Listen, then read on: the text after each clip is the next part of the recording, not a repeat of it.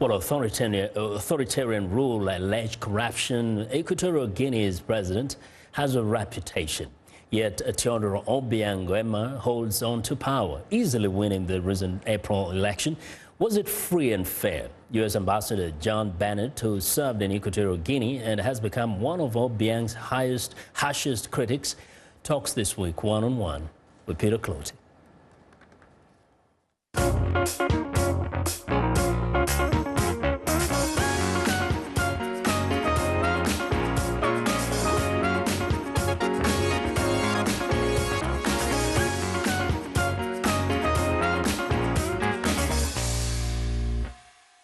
So, Ambassador, Equatorial Guineans went to the polls in an election, presidential election for that matter. Do you think the election was free, fair, credible, and that met international standards? It was a recrowning. It was not an election. Is there any credible opposition that could have challenged President Teodoro Obiang Mbazogo during the election? An open opposition has not been allowed to thrive. There are members who are not for Obiang, who have formed political parties, several, and one of them, the Convergence for Social Democracy, for example, is probably the best known and the longest lived. Severo Moto is a name that's well known. He's been involved in politics there for many years. But none of these other parties have been given the opportunity to compete. You were there in Equatorial Guinea, both the capital Malabo and the commercial capital Bata. You met the president himself. How is it like? What was your take when you met him? I was always able to see him. He was always personally observant of my office. I was always observant of his office. We treated one another cordially. Our families did the same. However, there was a complete falling off when it came to governance, because there is no governance except what he says. Equatorial Guinea has made a lot of money through oil. Why is it that the people are still living in poverty? A country of less than 1 million people. A lot of people are living less than $2 a day in that country. Certainly the oil companies helped burnish his image and said, we have a contract with a government. That government they know perfectly well, is Obiang. When they pass the money through, they know that it's not going to improve education, to improve health. It's going into his coffers. Mm-hmm. To their credit, some of the oil companies have had self-help programs, small programs, have done good work in malaria eradication, for example, on the island of Bioko. Mm-hmm. However, in larger terms, the government has simply taken the money away, and today the government as an entity, the people of Equatorial Guinea, are in debt. Mm. Meanwhile, there has been a daylight robbery, and the money that went into the country is no longer there. It was stolen.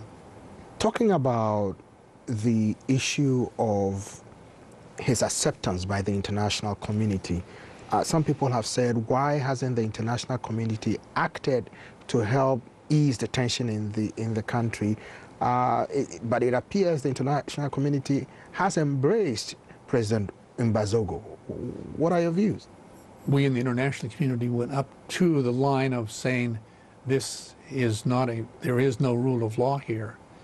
And we kept that fiction that there should be a rule of law. There was a constitution. It had to be followed, that type of thing. It obviously didn't make any difference to him then, nor does it make any difference to him now. As an observer, your views about the relationship between Malabo and Washington at the moment? It's very difficult to have a meaningful relationship with a country that accepts none of the rules that you're dealing with. It's a very, very sad case.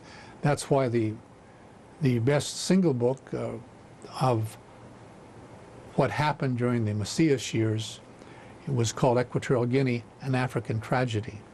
It remains an African tragedy, sadly.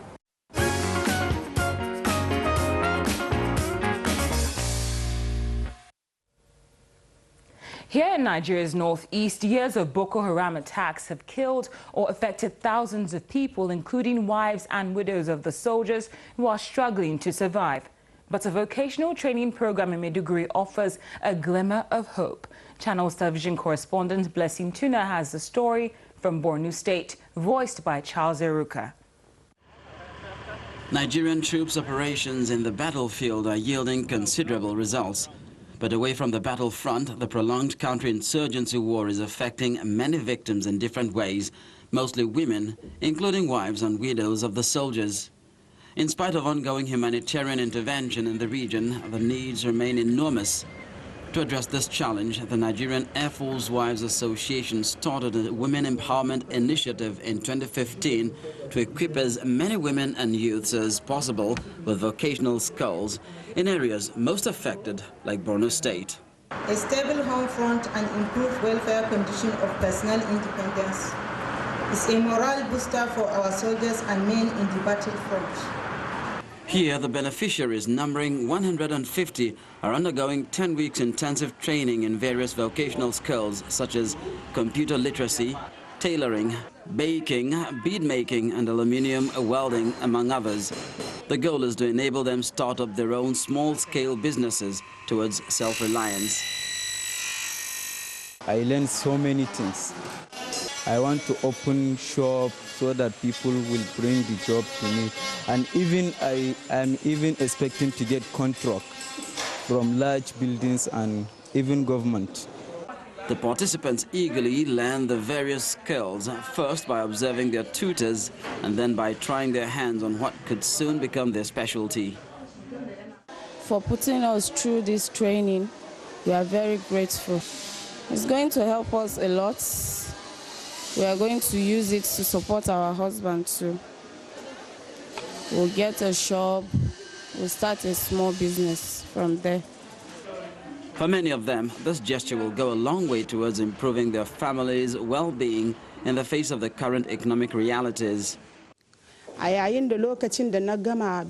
Before now, I fried chin-chin, buns and local meat pies. But this training has taught me better ways of making them. I am even learning to bake.